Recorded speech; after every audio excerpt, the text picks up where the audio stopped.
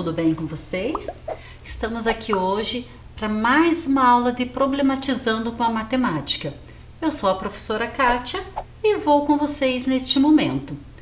Para isso, eu preciso que vocês separem o caderno ou algumas folhas para anotações, lápis, caneta e borracha.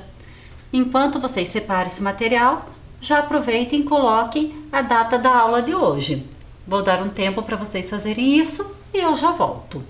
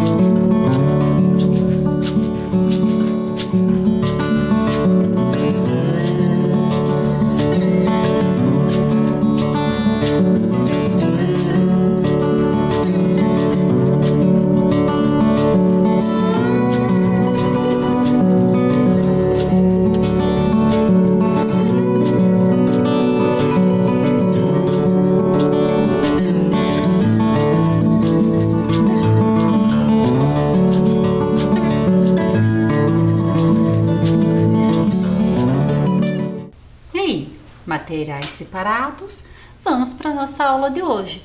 Lembre-se, nas aulas de Problematizando, não é necessário copiar as propostas, basta vocês colocarem o número e a sua estratégia de resolução, combinado? Então vamos para a nossa primeira proposta de hoje. Em um campeonato de futebol, o time Bom de Bola finalizou a primeira rodada com uma média de 3,4 gols. Considerando essa informação e a tabela abaixo, quantos gols o time fez na terceira partida?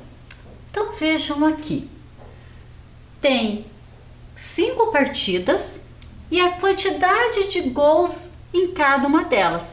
Porém, na terceira partida eu não sei quantos gols que o time Bom de Bola fez, mas eu sei que a média foi de 3,4 gols. Lembra o que é média? Média é eu adicionar tudo aquilo que eu tenho e dividir pela quantidade da adição que eu fiz. Ou seja, eu vou adicionar os gols que o time Bom de Bola fez e vou dividir pela quantidade de partida. Percebam a informação. Eu já tenho o total da média. Falta descobrir quantos gols que o time fez na terceira partida. Um tempo para vocês pensarem e eu já volto.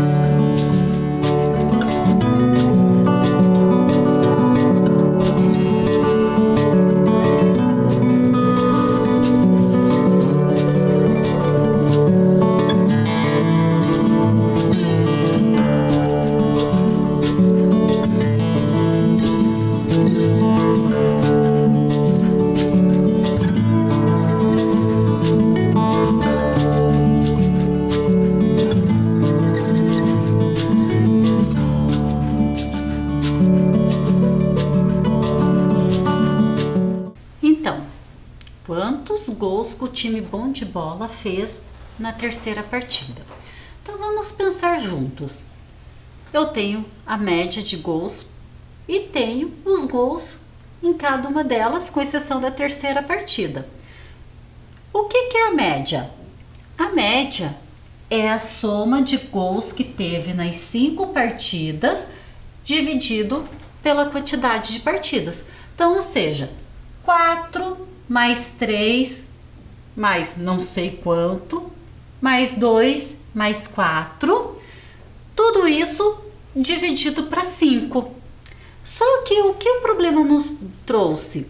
Que a média é 3,4 gols. Então eu posso fazer uma substituição. No lugar do M, que representa a média, eu posso colocar o 3,4. Então, ou seja, 3,4 é igual a isso aqui, a soma dos gols de todas as partidas dividido por 5. Então vamos pensar. Quando eu tenho adição, eu posso adicionar esses números, não é mesmo? Então olhem lá, 3,4, que é a média, vai ser igual a 13. Por que 13? 4 mais 3 mais 2 mais 4 é igual a 13, ó. 4 mais 3, 7, 7 mais 2, 9, 9 mais 4, 13. 13 mais a bola. Porque essa bola está representando a quantidade de gols da terceira partida, que eu não sei qual é. Tudo isso dividido para 5. Por que 5? Porque foram 5 partidas. Então, vamos pensar mais um pouquinho. Eu tenho uma fração aqui, né? Mas eu também sei que aqui eu também tenho um número fracionário. Mas, professora, eu não estou vendo um número fracionário ali. Mas olha só, quando eu tenho somente um número, no caso ali o 3,4, eu sei que ele tem um denominador, que é o 1, que ele fica escondidinho, digamos assim. Porque quando o denominador é 1, ele não precisa aparecer na escrita. Mas eu tenho que lembrar que ele tem um número 1 ali. Então, para prosseguir aqui no cálculo, eu tenho 3,4 sobre 1, né, com o denominador 1 da fração, e isso é igual a quanto? A 13 mais a bola, né, que eu não sei desenhar uma bola. Eu vou colocar um círculo aqui só para representar a bola. Só que tudo isso está com o denominador 5. Então, vamos pensar juntos. Para eu poder prosseguir num cálculo com fração, quando nós falamos de adição, eu preciso que os denominadores sejam o mesmo. Então, aqui eu tenho o denominador 1. Aqui eu tenho denominador 5. Mas eu também posso transformar uma das frações com a sua equivalente. Lembram? Nós já vimos isso em aulas anteriores.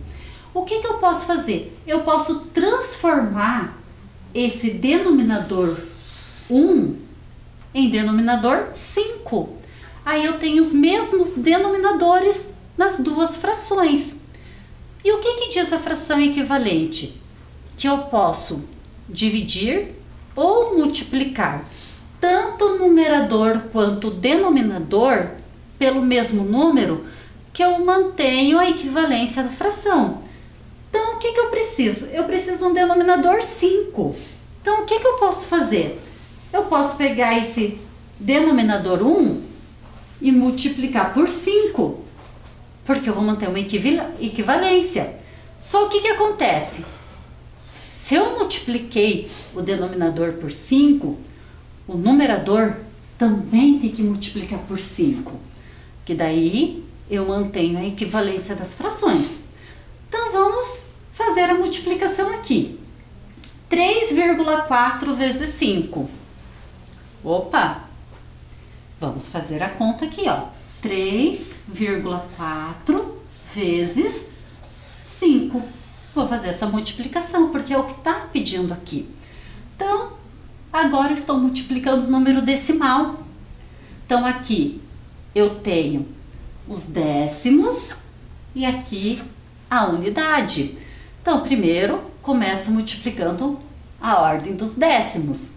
5 vezes 4 décimos é igual a 20 décimos. Então eu tenho que fazer um reagrupamento. A parte do décimos eu deixo aqui, que é o zero. E esses 2 do 20 décimos, eu sei que é a mesma coisa que 2 unidades. Então eu vou reagrupar. Agora vou multiplicar a unidade. 5 vezes 3, 15. Com mais 2 unidades que eu estou reagrupando, fica 17. Ah, professora, então 3,4 vezes 5 é igual a 170? Não, né? Por que que não? Se eu estou multiplicando a ordem dos decimais, nesse caso dos décimos, eu tenho que ter uma ordem após a vírgula. Então, se eu multipliquei um número com décimos, o resultado da minha multiplicação também tem que ter o décimo. E o décimo é uma casa de vírgula. Então, olha aqui, uma ordem, eu coloco a vírgula. Então, o que que aconteceu aqui? 3 inteiros com 4 décimos multiplicado por 5 é igual a 17 inteiros. Então, eu tenho aqui 17 inteiros sobre traço da fração, né? Agora o denominador. 1 vezes 5, 5. O que que aconteceu aqui? Percebam que com essa equivalência de frações, eu consegui deixar os dois denominadores com o mesmo número. Tranquilo? Vamos continuar ali na tela agora. Então, percebam. 17 quintos é igual a 13 mais bola, quintos também. Quando eu tenho denominadores iguais, eu posso cortar esses denominadores para me facilitar o cálculo. Então, ou seja, eu tenho que 17 é igual a 13 mais a bola. Então, vamos pensar. Quanto que vale essa bola? Qual número que adicionado ao 13 vai dar 17, resulta em 17? 4, né? Por quê? 13 mais 4 é 17. Então, 17 é igual a 17. O que que concluímos com isso? Que na terceira partida, o time bom de bola fez 4 gols. Com isso, se eu for calcular a média, eu chego em 3,4 gols por partida. Tranquilo? Vamos para a nossa próxima proposta. Número 2. Fabiano e Vinícius têm juntos 72 miniaturas de dinossauros. Fabiano tem o dobro das miniaturas de Vinícius. Quantas miniaturas tem o Vinícius? 24, 36, 48 ou 72? Leiam novamente o problema e descubram quantas miniaturas que tem o Vinícius. Eu já volto.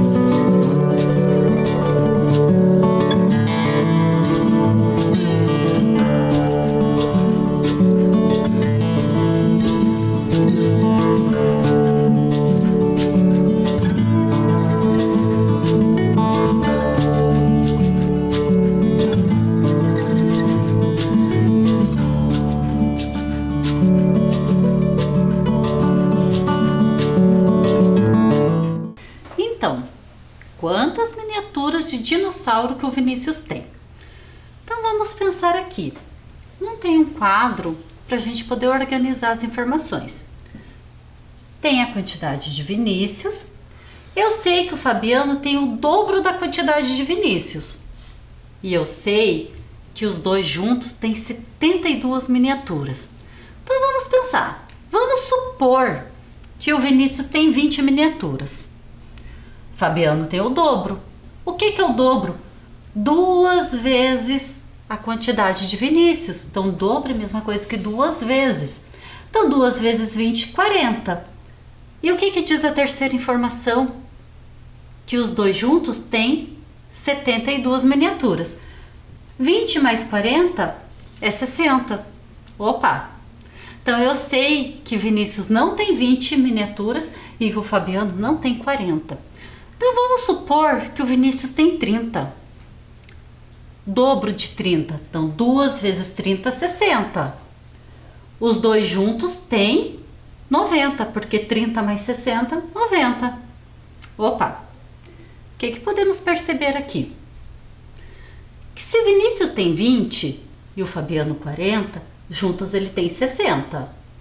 Se Vinícius tem 30 e o Fabiano 60, juntos eles têm 90. Só que eu preciso de 72 miniaturas. O que eu já posso concluir?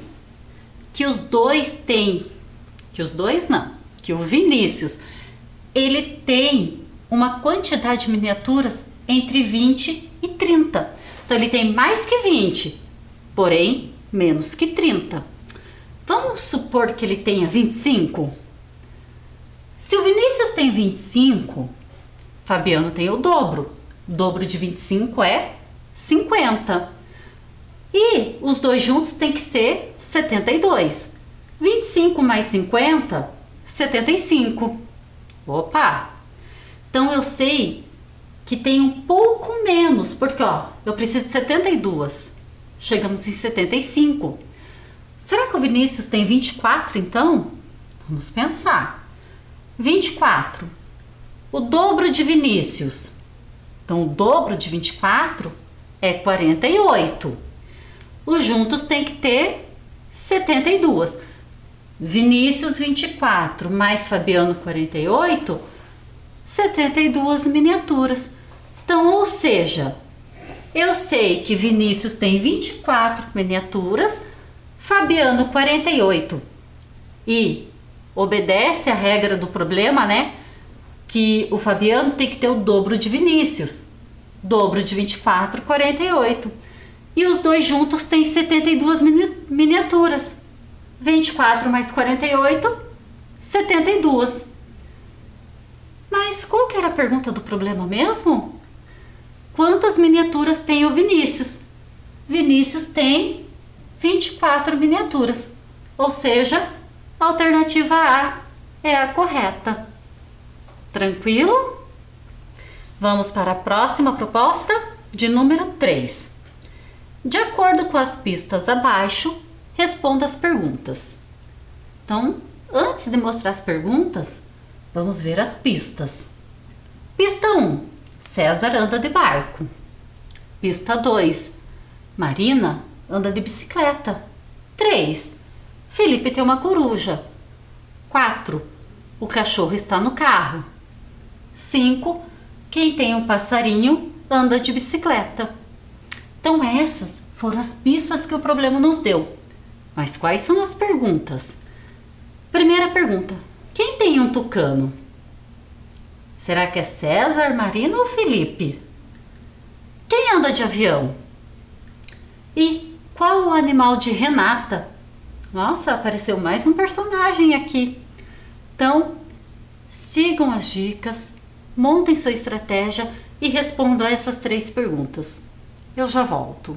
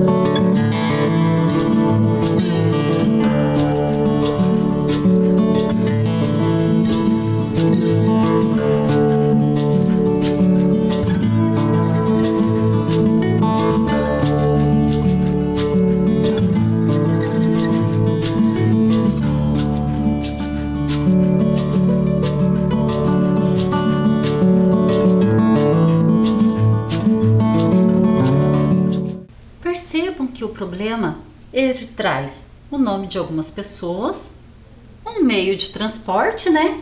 E um animal. Então, para resolver esse problema, nós podemos montar um quadro com o nome, o transporte de cada um e o animal de cada um. Só que para responder as perguntas, primeiro eu tenho que ver minhas dicas. Eu vou organizar essas dicas, aquelas que eu já consigo. Que nem César anda de barco, que foi a primeira dica, já utilizei. A segunda dica, Marina anda de bicicleta. Então já vou organizar, Marina anda de bicicleta. Também utilizei a segunda dica. Terceira dica, Felipe tem uma coruja. Então Felipe, eu sei que o animal dele é uma coruja. Utilizei a terceira dica. Quarta, o cachorro está no carro. Então vamos ver. Não apareceu o animal cachorro e também não apareceu o transporte carro. Então vamos pensar. Felipe pode estar no carro? Não, né? Por quê? O Felipe tem coruja e quem está no carro é o cachorro. Então eu vou utilizar a última linha do quadro.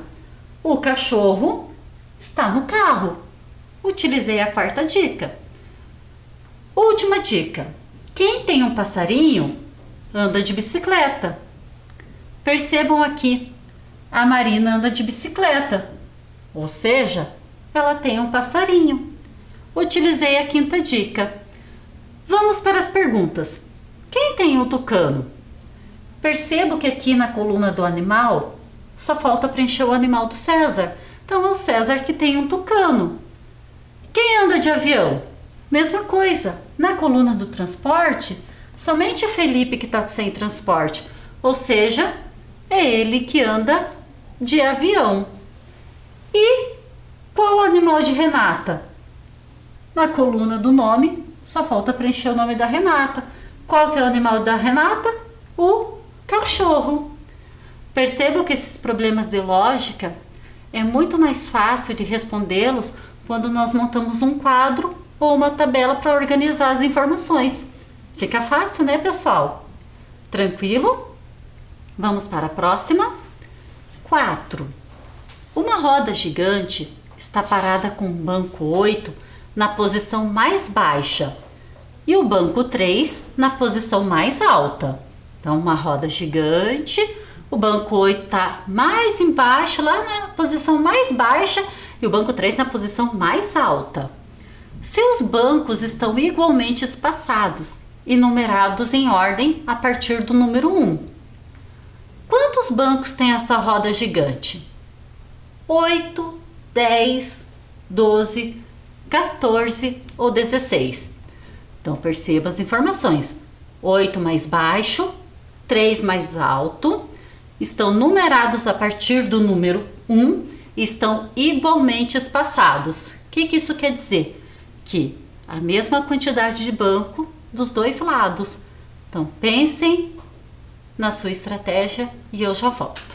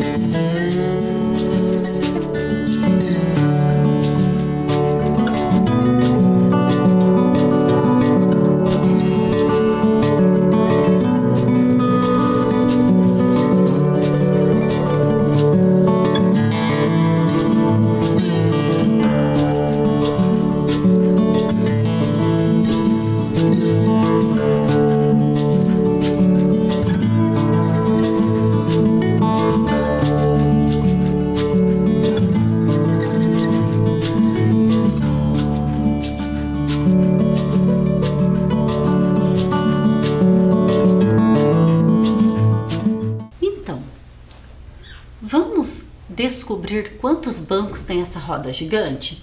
Então aqui representei uma roda gigante. O que dizia o problema? Que o banco de número 8 estava na posição mais baixa. Então aqui é a posição mais baixa, né? E o banco de número 3 está lá na posição mais alta. Então o 8 mais baixo, o 3 mais alto. E lembra que eles falavam que eram numerados a partir do número 1 e que eles estavam igualmente espaçados. Então percebam, se aqui está o 3 e aqui o 8, isso quer dizer o quê?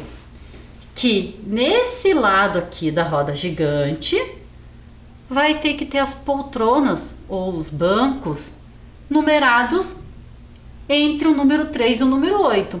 O lado tanto faz, pode ser do lado esquerdo como do lado direito, que é indiferente. Então vamos pensar assim, o 8 para chegar lá no 3. Então percebam, eu tenho o banco 7, o banco 6, o banco 5 e o banco 4. Vejam, ó, 3, 4, 5, 6, 7, 8. Se deste lado eu tenho 4 bancos, o que vai acontecer lá do outro lado da roda gigante? Eu também vou ter que ter 4 bancos, porque eles estão igualmente espaçados. Quer dizer o quê? Que esses espaços aqui entre um banco e outro é o mesmo. E isso deve acontecer do outro lado da roda gigante também. Lembram-se também que começava a numeração dos bancos no número 1? Então perceba, se o 3 está aqui, quem que vem depois do 3? Depois não, antes do 3, né? O banco 2. E antes do banco 2, o banco 1. Percebam, ó, o 2 está na mesma linha do 4 e 1 na mesma linha do 5. O que acontece? Eu preciso de um banco na mesma linha do 6 e um banco aqui na mesma linha do 7. Ah, mas já começou no 1. Só que agora eu posso colocar os bancos do 8 a partir do número 8. Quem que vem depois do 8? O banco 9. O 9 está com o 7. E quem vem depois do 9? O banco 10. O banco 10 está com o banco 6. Então percebam que, lembram que tínhamos acrescentados 4 bancos entre o 3 e o 8? Então aqui do outro lado também foi acrescentado 4 bancos. Ou seja, essa roda gigante tem 10 bancos. A alternativa B é a correta. Tranquilo? Vamos para a próxima? Ana listou todos os números de 3 algarismos em que um dos algarismos é par e os outros 2 são ímpares e diferentes entre si. Beto fez outra lista com todos os números de 3 algarismos em que um dos algarismos é ímpar e os outros 2 são pares e diferentes entre si. Qual é a maior diferença possível entre o número da lista de Ana e o número da lista de Beto? Então perceba, número de 3 algarismos. Começa-se no 100, né? Só que eu posso usar o 100? Não, por quê? Porque diz que diferentes entre si. Então eu não posso repetir algarismo no número. Então eu sei que eles fizeram uma lista do 100 até o 999, que são os números possíveis de 3 algarismos. Porém eu tenho que seguir as dicas. Que a Ana, um dos algarismos é par e os outros 2 são ímpares. E do Beto, 2 algarismos são pares e o outro é ímpar. Só que cuidado, nenhum algarismo pode se repetir nesse número. Essa é uma informação muito importante. Então descubram qual vai ser a diferença, a maior diferença, uma palavrinha importante também, entre um número da lista da Ana e o número da lista de Beto. Um tempo para vocês pensarem e eu já volto.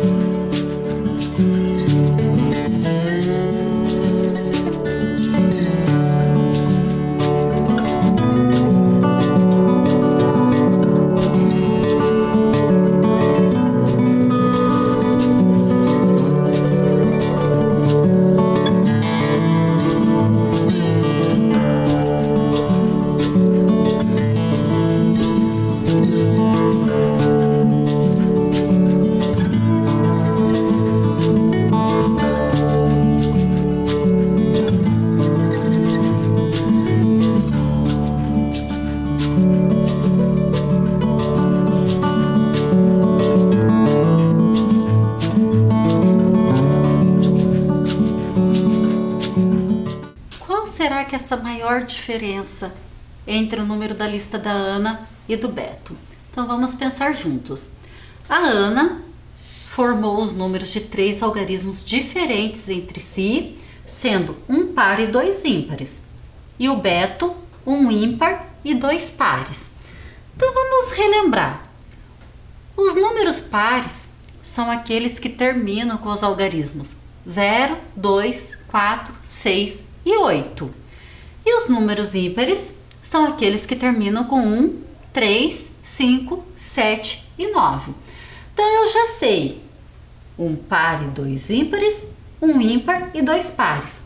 3 algarismos diferentes entre si. Então vamos formar um quadro com os possíveis.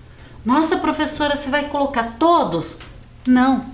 Por quê? O que dizia o problema? Que eu quero a maior diferença. Então, para mim ter a maior diferença, o que eu preciso? Eu preciso do menor número e do maior número que eles podem formar. Então, vamos pensar aqui na Ana. Qual que é o primeiro número que a Ana pode formar? Ela pode começar com o algarismo 1, com o algarismo 0 e depois com o algarismo 3. Obedece a regra da Ana? 2 ímpares e um par. Se repetiu? Não. Poderia ter sido 101? Não, porque vai repetir o 1, né? Então, o menor número que a Ana consegue formar é o 103. Qual que seria o próximo que a Ana conseguiria formar? O 1, que é ímpar, o 0 par e o 5, que é ímpar. Aí ela continua essa lista. E qual seria o maior número possível que a Ana pode formar? Então vamos pensar. O algarismo 9 é ímpar. Algarismo 8 é o maior par. E pode ser o algarismo 9 de novo? Não, porque repete, né? Então tem que ser o 7. Então esse é o maior número que a Ana pode formar. Qual que seria o próximo? Próximo não, o anterior no caso aqui, né? O 9, o 8 e o 5. Então, aqui estão os 2 números menores que a Ana pode formar e os 2 maiores. E lá no Beto? O Beto inverteu a regra. Ele pode usar um ímpar e 2 pares. Então, começando com um que é ímpar, o 0 que é par e o 2 que é par. Então, o menor número que o Beto consegue formar é 102. Qual que é o próximo? O 1, o 0 e o 4. Um ímpar e 2 pares. Aí o Beto continua essa lista. E qual seria o número maior possível que o Beto pode formar? Algarismo 9, que é ímpar, e daí ele precisa de 2 pares. Qual que é o maior par? O 8, né? E depois, o próximo maior par, o 6. Então, esse é o maior número que o Beto consegue formar. E qual que é o anterior a este número? O 9, o 8 e o 4, 984. Então, aqui estão os 2 menores números tanto da lista de Ana e de Beto e os 2 maiores números da lista de Ana e de Beto. Qual que era a pergunta? A maior diferença possível entre o número da Ana e o número do Beto.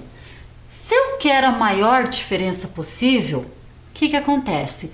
Eu preciso pegar o maior número dessa lista e subtrair do menor número. Quem que é o maior número da lista? O maior que o Beto consegue é 986 e o maior que a Ana consegue é 987. Então eu sei que o maior número da lista é o 987. Aí o que acontece? Eu preciso do menor. Só que se o maior número é o da Ana, o menor eu tenho que pegar o do Beto, porque ele quer a diferença do maior número e do menor número da lista. Só que um número tem que ser da Ana e outro número do Beto. Então, o menor número do Beto é o 102, que se a gente perceber aqui, é o menor número do que o da lista de Ana também, né? Aí o que que acontece? Qual vai ser essa diferença? Então, o que que é o cálculo da diferença? É pegar o maior número, subtrair do menor. Então, 987 menos 102. Começando pela ordem da unidade, 7 menos 2, 5. Ordem da dezena, 8 menos 0, 8. E a ordem da centena, 9 menos 1, 8. Então, 885 é a maior diferença possível entre os números da lista de Ana e o número da lista de Beto. Alternativa correta, letra E. Tranquilo, pessoal? Então eu espero que vocês tenham gostado dessa aula. Eu encontro vocês num próximo momento. Até mais, pessoal!